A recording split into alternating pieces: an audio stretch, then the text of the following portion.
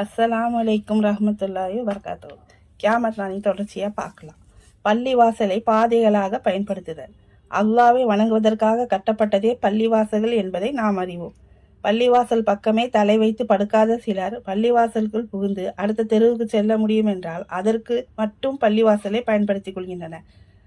பள்ளிவாசல்கள் பாதைகளாக ஆக்கப்படுவதும் யுக முடிவு நாளின் அடையாளம் என்று நபிகள் நாயகம் ஸல்லல்லாஹு அலைஹி வஸல்லம் அவர்கள் கூறியுள்ளனர். நூல் ஹாக்கீம் 4,493. சாவதற்கு ஆசைப்படுதல். அன்றைய சமுதாயத்தினர் எத்தகைய பிரச்சனைகளையும் துணிச்சலுடன் கையாண்டார்கள். ஆனால் ஆடல், பாடல், சினிமா, நாடகம் போன்றவற்றின் தாக்கத்தினால் மனிதர்களின் மனோவலிமை குன்றிவிட்டது. எந்த பிரச்சனையையும் அவர்கள் எதிர்கொள்ள முடிவதில்லை. செத்து விடுவதுதான் பிரச்சனைக்கு ஒரே தீர்வு என்று எண்ணுகின்றனர். இதன் காரணமாகவே அதிகமான தற்கொலைகள் நடக்கின்றன. இறந்தவர்களை அடக்கம் செய்த இடத்தை காணும் மனிதன் நானும் இவனை போல் செத்திருக்க கூடாதா என்று கூறும் வரை யுக முடிவு நாள் ஏற்படாது என்பதும் நபிமொழி. நூல் புகாரி 7115, 7121.